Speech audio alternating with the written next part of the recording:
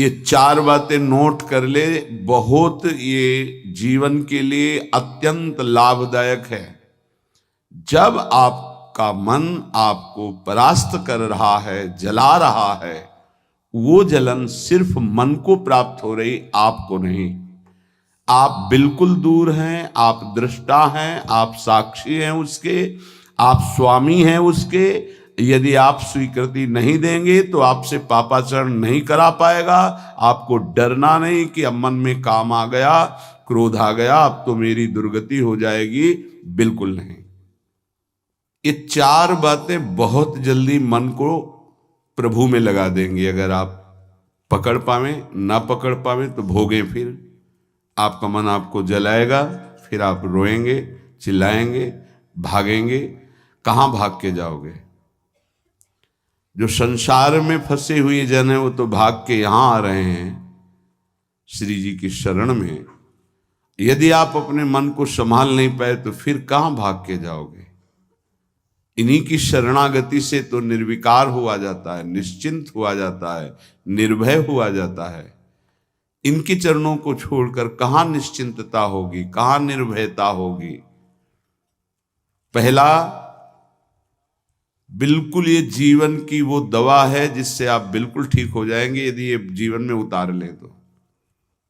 हृदय में लिख लो, दिमाग में लिख लो, किसी नोटबुक में लिख लो, जो आप रोज स्वाध्याय करें। पहला, जहां जहां मन जाए, जिस वस्तु व्यक्ति स्थान में, तत्काल अपने प्रिया प्रीतम की भावना कीजिए। ये राधा वल्लभ लाल जी है। क्योंकि ये व्यक्ति पहले भी नहीं था, बाद में भी नहीं रहेगा। बीच में जो व्यक्ति दिखाई दे रहा है, ये व्यक्ति नहीं, मेरे प्रभु है। वस्तु नहीं, मेरे प्रभु हैं। ये स्त्री नहीं, ये प्रभु हैं। ये पुरुष नहीं, ये प्रभु है। ये पापी नहीं, ये प्रभु हैं। ये महात्मा नहीं, ये प्रभु हैं।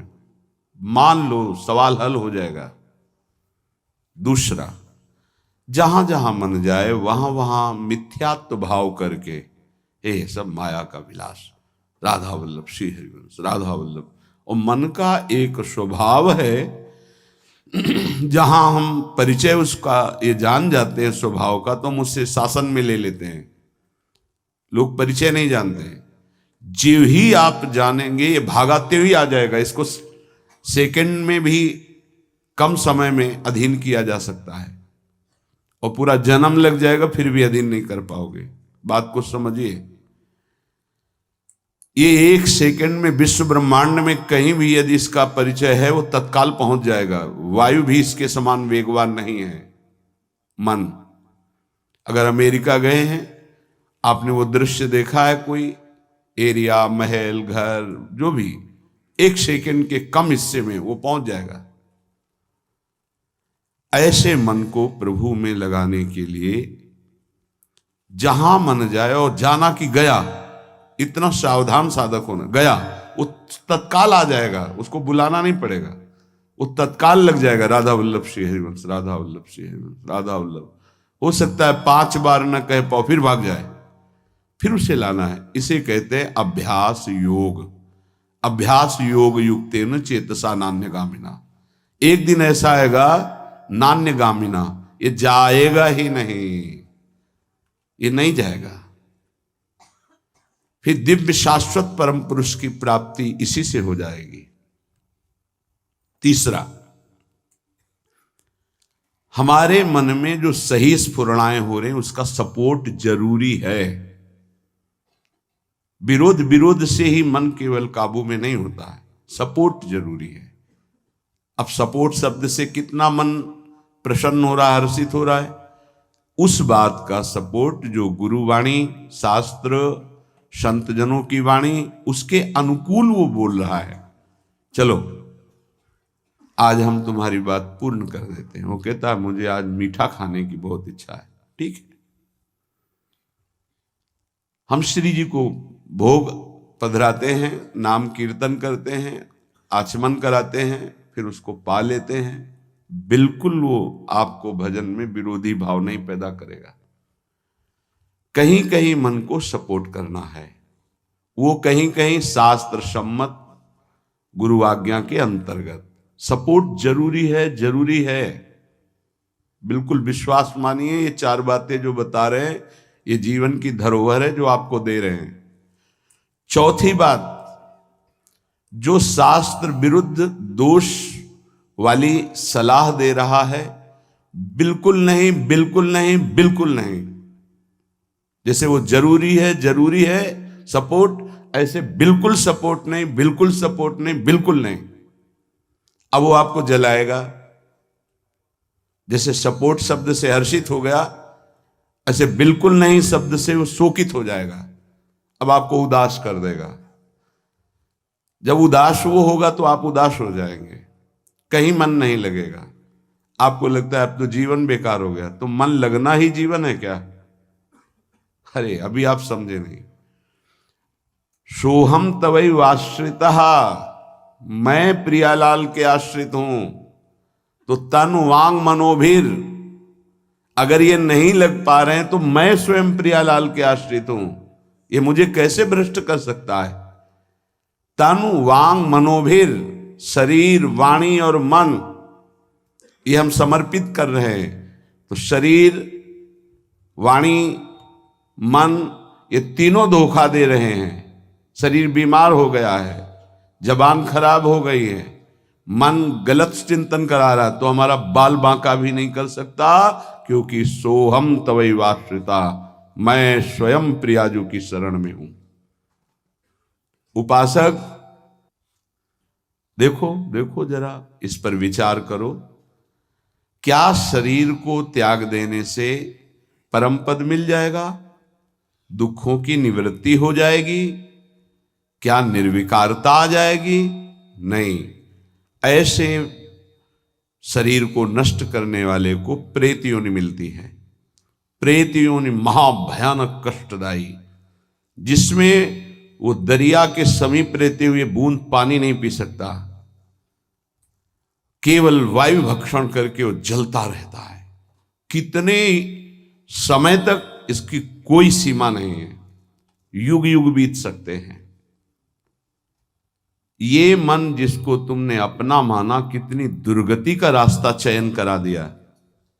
उपासक मस्ती सीखे। अरे चाहे गृहस्थ हो या विरक्त हो, भगवद आश्रित मस्त रहना सीखो। सदा रहो अलमस्त, नाम की धुन में हो जा मत वाला। निरंतर नाम, क्या फर्क पड़ता है मन सही है या गलत, क्या फर्क पड़ता है? क्यों?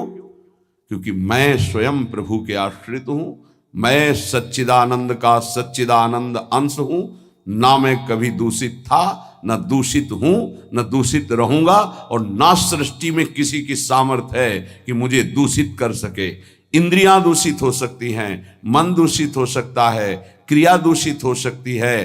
अब हम प्रभु के बल से इन इंद्रिय, मन और शरीर के दोषों का नाश करूंगा, ना कि इनके अनुसार चलूंगा। ये उपासक का स्वरूप है। व्यथा इंद्रिय प्रमथन स्वभाव वाली, मनुष्य प्रमथन स्वभाव वाला, इनके मथित होने पर, मनमथ नाम है काम का, वो इनमें बैठ करके ऐसा प्रमथन करता है, ऐसी व्यथा उत्पन्न करता है कि साधक का तदात्म भाव होने के कारण वो असहनीय हो जाता है और वो गलत संकल्प और चेष्टा में उतर जाता है। इसी को सह गया सो महापुरुष। यम ही न व्यथयन्ते ते पुरुषम पुरुषर्षभ।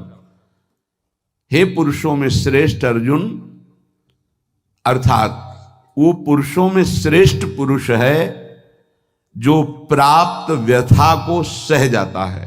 इंद्रिय मन के द्वारा विकारात्मक पीड़ा को बिना किसी से राग द्वेष किए चुपचाप सह गया, ये भगवान की विशेष कृपा उस पर।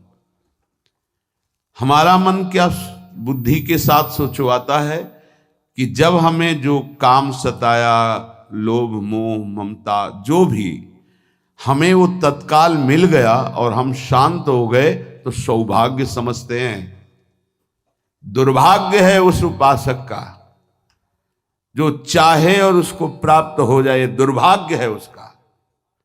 सौभाग्यशाली वो है जो चाहे और ना मिले और जलता हुआ सह गया, उसे वो चीज मिलेगी जो त्रिभुवन में किसी को किसी साधना से नहीं मिलती। यम ही न व्यथ्यन्ते ते पुरुषम पुरुषर्षभ सम दुखा सुखाधीरम स्वमृतत्वाय कल्पते। वो अमृत पद का अधिकारी हो गया, वो अमर हो गया, अविनाशी हो गया, वो अविनाशी पद में आरूढ़ हो गया जो इस व्यथा को सह गया।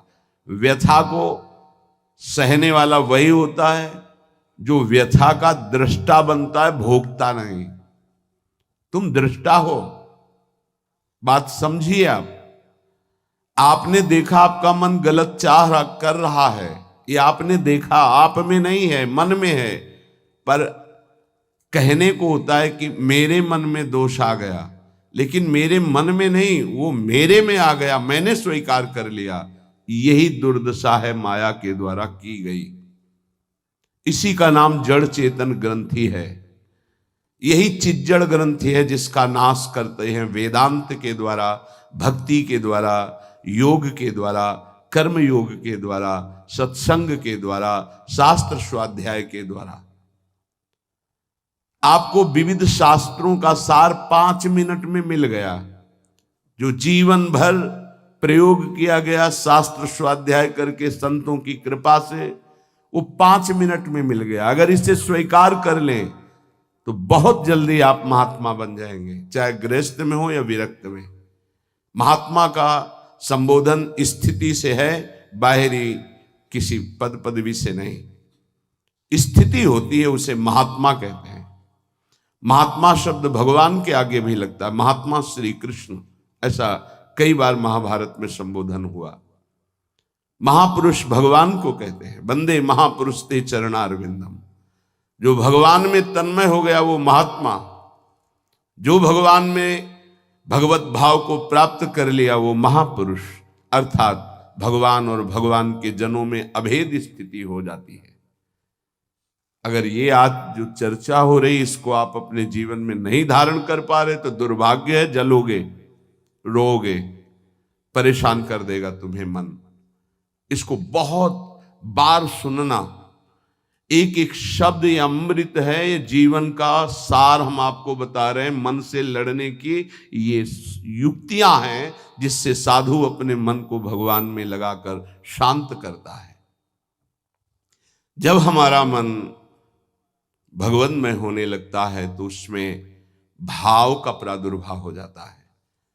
फिर ये जो अभाव है इसी से कामनाएं प्रकट होती हैं।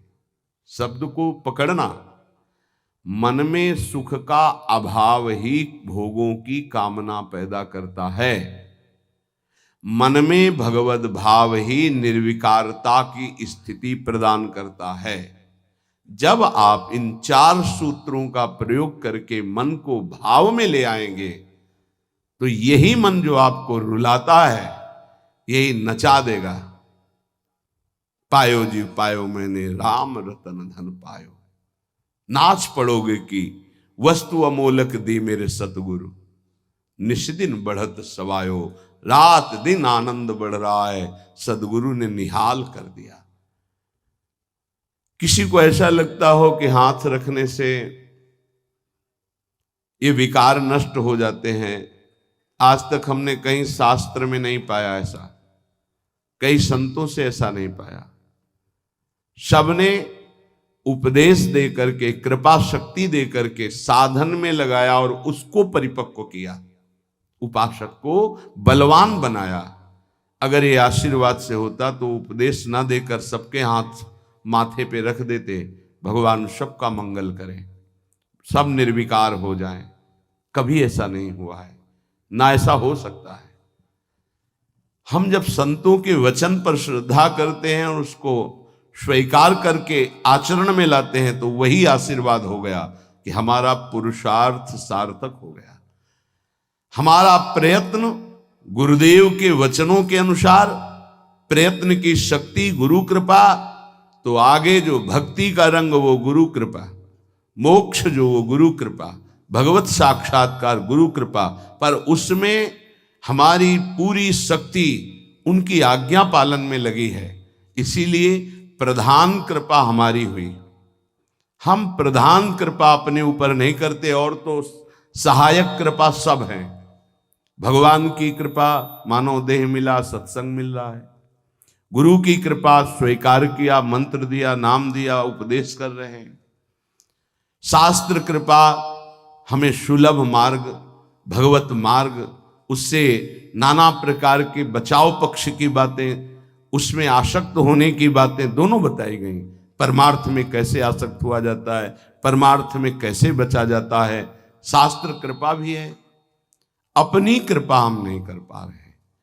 अपनी कृपा, अब हमको इस संसार समुद्र से मुक्त होना है, डूबना नहीं, इसमें पार जाना है। अब मुझे वही करना है जो मेरे गुरुदेव कहते हैं, शास्त्र कहता है। अब इसके विपरीत नहीं, ये अपने ऊपर कृपा हो गई। कोई बिरला समझ पाता है गुरु कृपा को। हमारी सदैव दृष्टि पार्थिव रही है, व्यवहारिक रही है, लौकिकी दृष्टि रही है, इसीलिए हम गुरु की बात में भी लौकिकी, व्यवहार की, स्वार्थपना देखते हैं। नहीं नहीं, ये केवल आपके लिए है। आपको दुलार करना या डांटना, आपको अपना मानना, अधिक प्यार दिखाना, आपके मन को चुराकर प्रभु में लगाना है। उस मन को ऐसे आसक्त किया जाता है, भय दिखाकर, प्रलोभन दिखाकर, दुलार करके, कि आपका मन श्री जी के चरणों में ऐसे समर्पित हो जाए कि आप निहाल हो जाएं, आप सुखी हो जाएं। अंदर की बात यही होती है। कभी सैकड़ों बार देख करके, मिल करके आपको दुलार करना, कभी वर्षों आपकी तरफ बिल्कुल न देखना, न संभाषण करना। क्या समझते हो आप? पहले आपको प्यार करते थे, अब नहीं करते। पहले आपको प्यार का व्यवहार दिखाई देता था, अब तुम्हारे ऊपर वास्तविक प्यार की वर्षा हो रही है, जो ना देखकर, ना बोलकर भी अंदर से चिंतन करते हुए तुम्हारी चित्त वृत्ति को भगवदाकार किया जा रहा है। कहीं तुम पांच भौतिक शरीर में आसक्त ना हो जाओ। अगर पांच भौतिक शरीर में आसक्त हो गए गुरु के, तो शरीर छूटने के बाद तुम्हारे मन में आएगा अब मैं अनाथ हो गया। नहीं, तुम ऐसे बलवान बनो, ऐसे गुरु आसक्त बनो कि तुम्हारे अविनाशी गुरुदेव का परिचय तुम्हें प्राप्त हो जाए। मेरे गुरुदेव प्रियाजू की नित्य सहचरी हैं, वो कैसे मर सकते हैं? वो हमारे भाव में हैं, वो हमारे संग हैं, हमारे आसपास हैं, वो जागृत में हैं, वो स्वप्न में हैं, वो सुषुप्त में हैं। मैं कभी अपने गुरुदेव से एक पल भी अलग नहीं होता। ये स्वरूप है। अध्यात्म को समझिए। कुछ व्यवहारिक साधक ऐसे हैं जो व्यवहार में राग द्वेष करते हैं। गुरुदेव व्यवहारिकी नहीं है, गुरुदेव परमार्थ वस्तु है। व्यवहार की लीला तुम्हारे साथ इसलिए हो रही कि तुम परमार्थ को जानते नहीं हो। जैसे बालक घुटनों के बल चलता है तो पिता घुटनों के बल हो जाता है, और उसके साथ साथ उसको सुख पहुंचाने के लिए वैसे ही चलते हुए बोलता है। इसका मतलब यह नहीं कि पिता बालक हो गया, वो केवल बालक के लिए वो ऐसा बना है। वो केवल उसको सुख देने के लिए, मेरा पुत्र है, इस संबंध के लिए। ऐसे ही आपसे विनोद करना, आपको दुलार करना, आपकी चित्त का आकर्षण करना प्रियाजू को भेंट देने के लिए है। तुम्हारा तन, तुम्हारा मन, तुम्हारा जीवन मेरी लाडली का बन जाए इसलिए है, मेरा बन जाए इसलिए नहीं। मेरा भी तन मेरे को प्रिय नहीं, तुम्हारा तन कैसे प्रिय हो सकता है? मेरा मन प्रिय नहीं, तुम्हारा मन कैसे दुलार करने के योग्य हो सकता है? इस रहस्य को समझोगे तो परमार्थ के दिव्य पथिक बन जाओगे। मन, तन, प्राण और मैं स्वयं प्रियालाल का हूं। अब हमको इसकी कोई परवाह नहीं कि मेरा मन क्या कहता है, मेरा तन क्या करता है, मेरे प्राण रहे कि ना रहे, मेरी गति बने कि ना बने, अब इस पर। ऐसे उपासक के हृदय में ज्यादा समय नहीं लगता और भाव का प्रकाश कर देते हैं आचार्य, इष्टदेव, गुरुदेव। तब वो हृदय के नेत्र जब खुलते तो इन नेत्रों में प्रकाश होता है।